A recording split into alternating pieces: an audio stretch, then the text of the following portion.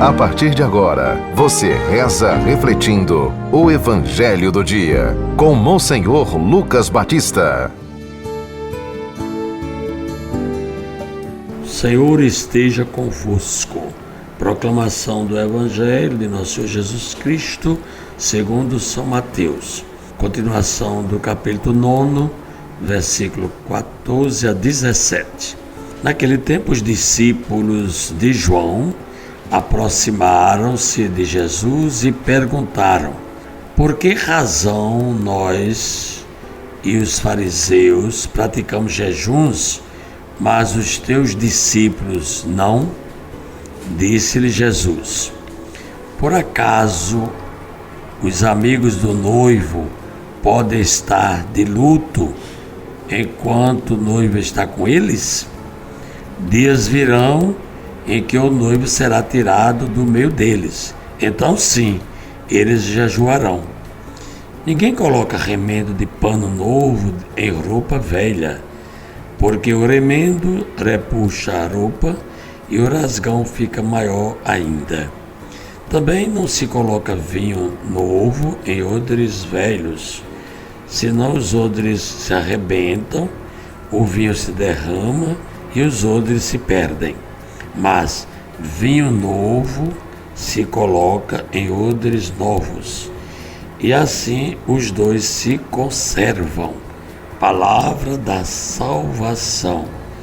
Caríssimos ouvintes, aqui nós temos uma questão que é pertinente, né, de toda a história religiosa, antes mesmo de Cristo, como a gente ouviu aqui, né, já existia essa prática do jejum, você ficar sem se alimentar. É tanto que os discípulos de João, que estavam antes de Jesus, eles estavam jejuando e notavam que os discípulos de Jesus não. Então foram perguntar a Jesus e Jesus deu uma resposta interessante, né? Jesus comparou o jejum com o luto. Então, porque para eles essa prática era recomendada quando você estava necessitado, não é? Necessitado de pedir a Deus ajudas, né? Era uma dependência de alcançar, obter favores de Deus. A história é essa aqui, né? Jejuar na tradição judaica estava muito ligado a isso, a você alcançar favores de Deus, cumprir os mandamentos para ganhar o céu. Então é como a gente, né, ontem foi a primeira sexta-feira do mês, e muitas pessoas acham que fazendo as 9 primeiras sexta-feiras, então já ganhou o céu. Agora pode ser o que for, até um danado, mas já fez as 9 primeiras. Não, não é assim não, né? Deus não depende de quantidade de coisas boas que nós fazemos para nos acudir com suas graças, com a sua salvação. É tanto que São Paulo vai dizer, né, que é pela graça que vocês foram salvos. Isso não provém de vocês, mas é um dom de Deus. São Paulo está dizendo isso na carta aos Efésios. Quer dizer, você pode até fazer uma coisinha, e se a gente for levar em termos de quantidade, porque Jesus mesmo disse: até um copo d'água que você der com generosidade e com esse espírito de querer ajudar e fazer a caridade, então você não ficará sem a recompensa. Isso aí está no Evangelho de Jesus. Portanto, não adianta a gente estar preocupado com quantas semanas jejuou. A igreja mesmo, católica, ela agora, depois da reforma do Concílio Vaticano II, ela deixou somente em 2 dias do ano o jejum, ficar sem se alimentar e nem essas coisas todas, né? Um dia, com 3 refeições somente, sóbrias, né? Então, na quarta-feira de cinzas e na sexta-feira da paixão.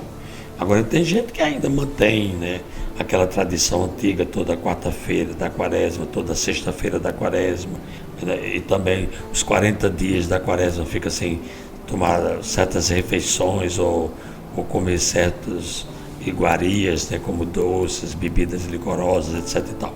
Então isso aí é uma questão pessoal, mas a recomendação aqui bíblica, né, pastoral, para quem quer de fato alcançar a graça de Deus, né? Porque muitas vezes nós achamos que a salvação vai depender muito dessas práticas religiosas, né? As devoções que nós temos aos santos, as novenas, né? Essas obrigações de ir à missa, de rezar o terço, de se benzer. Claro que isso aí tudo é importante, mas o que é que Jesus ensina? É que essas práticas elas podem variar, não é? Durante o tempo.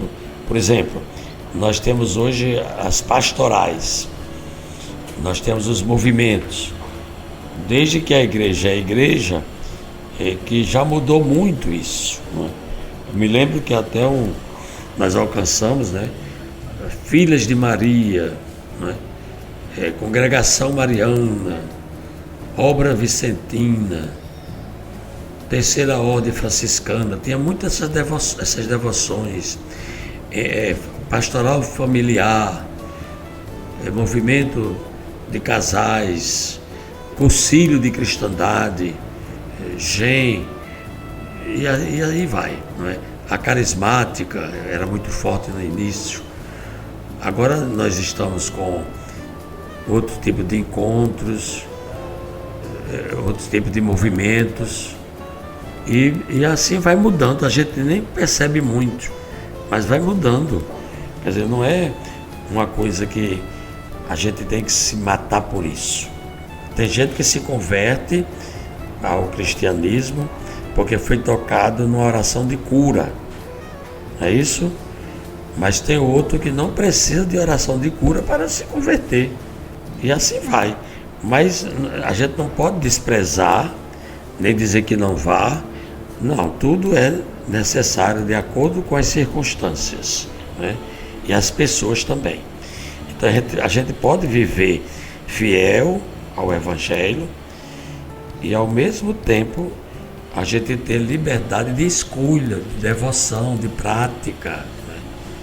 A gente pode ser de romaria, né? Pode ser de pagar promessa, mas isso aí vai depender de cada pessoa, né? A gente não pode colocar isso como uma norma geral para ganhar salvação. Não é assim que se ganha salvação. É um dom de Deus. Deus dá essa graça da salvação. Agora nós temos que fazer por onde, é claro, né? Nós temos que acreditar que crendo, né? Batizando, vivenciando, que a gente vai conseguindo essas graças de Deus, e a salvação é somente em Jesus. Somente Ele salva. Isso aí deve estar bem claro para nós. Por exemplo, hoje nós estamos celebrando Santa Maria Gorete, uma jovem criança, né? Aí diz assim na entrada da missa: a Virgem forte, oferta de pureza, oblação de castidade, agora segue o Cordeiro por nós crucificado.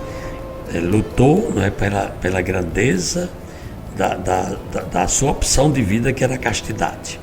E por isso ela foi assassinada, ela foi martirizada. E ela, além de sofrer o martírio, ela também teve a coragem de demonstrar sua fé e de perdoar o seu agressor, o assassino.